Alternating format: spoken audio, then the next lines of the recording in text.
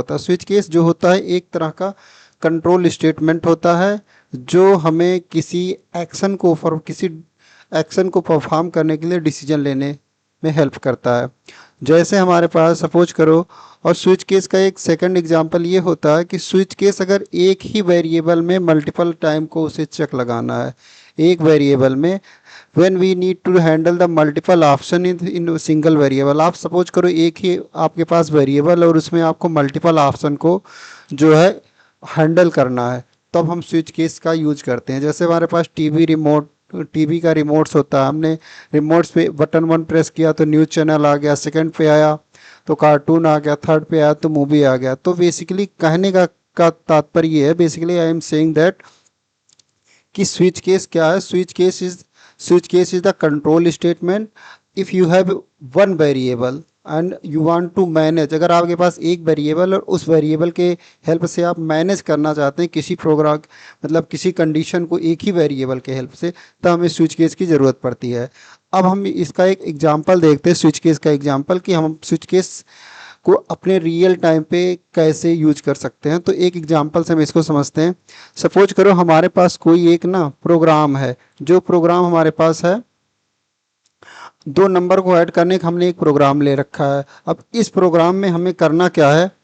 इस प्रोग्राम में हमें करना क्या है कि हमने दो नंबर लिया। सपोज करो हमने इंट ए और बी ले लिया है, हमारे पास ये दो नंबर है, और इसी दो नंबर को हमें ना मल्टीपल ऑप्शन परफॉर्म करना है। सपोज करो हमें एक बार इसका एडिशन करना है, एक बार इसको सब्ट्रैक्ट कर देना है, एक बार मल्टीप्लिकेशन है, एक बार डिवीजन करना है। इस टाइप के स्विच केस में हम कैसे वर्क करेंगे? तो उसके लिए हमें ना सबसे पहले क्या करना है, स्विच केस को डिफाइन कर दिया। हम स्विच केस का सिंटेक्स के हिसाब से स्विच केस को डिफाइन किया और हमने प्रिंटअप में लगा दिया कि ए प्लस डी परसेंटेज ए प्लस बी। हमने इसको यहाँ केस वन में केस वन में हमने इसको कर दिया प्लस, केस टू में हमने इसको माइनस कर दिया, और केस थ्री में हमने इसको मल्टीप्लाई कर दिया, और केस फोर में हमने क्या कर दिया, केस फोर में हमने कर दिया इसको डिवीजन। और एक चीज़ और हमने कर दिया, एल्स में क्या कर दिया भाई, डिवीजन को अगर कम या छोटा हो या तो उससे वो, और एक हमने डिफ़ॉल्ट डाल दिया कि आप जो है इसमें इनवैलिड चूज कर, मतलब और कोई ऐसा ऑप्शन आप चूज कर लिए, जैसे सपोज करो स्ट्रिंग का इंटीजर की जगह पे आपने स्ट्रिंग पास कर दिया तो वो बता देगा कि इनवैलिड है।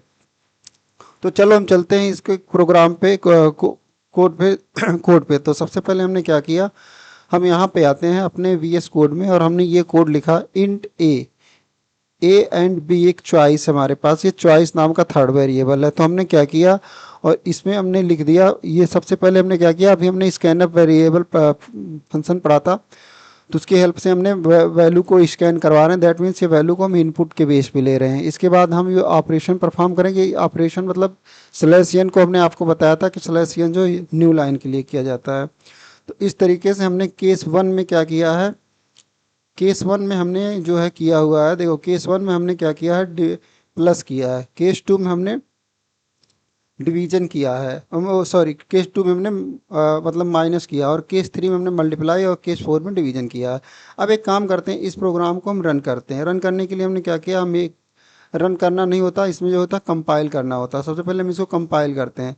कंपाइल करने के लिए सबसे पहले हम आते हैं इसके टर्मिनल में।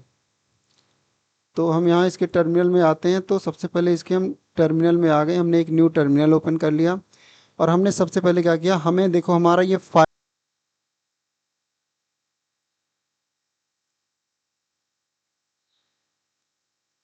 भी कर दिया। इसके बाद हमने इसको ब्लॉक, इसके बाद हमने इसको एग्जीक्यूट किया, यहाँ पे करके थ्री कर दिया हमने, थ्री हुआ हमारा। इसके बाद ये हमने यहाँ पे इसको चला दिया। इस प्रोग्राम को जैसे हमने रन किया तो ये हमारे पास यहाँ पे देखो ये आउटपुट आया, कह रहा please enter the two number हमने इंटर किया, 1 12, और एक दूसरा नंबर हमने ले लिया 10 ले लिया, दो नंबर हमने इसमें इंसर्ट किया। अब ये कह रहा है इसमें ऐड द, जो इसमें कह रहा चूज द ऑप्शन। अब अगर ऑप्शन एक आप चूज करोगे तो वो आएगा, ऑप्शन दो चूज करोगे तो हमने इसमें से ऑप्शन नंबर जो है थ्री चूज कर लिया। थ्री के हिसाब से ये 120 आना चाहिए, तो ये देखो थ्री के हिसाब से 120 आ गया। तो इस तरीके से इसमें जो है ना ये काम करता है स्विच। स्विच का रियल टाइम में काम इसी तरीके से होता है। एक बार हम दोबारा से करते हैं, देखो जब हम दोबारा से फाइल को एग्जीक्यूट करते हैं एट नंबर थ्री को, तो 12 हो गया। 12 के बाद हमने इंटर किया थ्री, थ्री के बाद हमने कर दिया कोई नंबर 1 2, इसके बाद हमने टू ऑप्शन ले लिया, तो टू ऑप्शन से हमारे पास 9 आ गया। तो thank you for the watching this video, और इस तरीके के कंटेंट को देखने के लिए ना हमें सब्सक्राइब करना जरूर मत भूलें। Thank you very much. ये कोड आप लोगों को कमेंट में मिल जाएगा। Thank you for the watching my video, please subscribe my channel. अगर आपको कंटेंट अच्छा लग रहा है तो प्लीज़ सब्सक्राइब माय चैनल।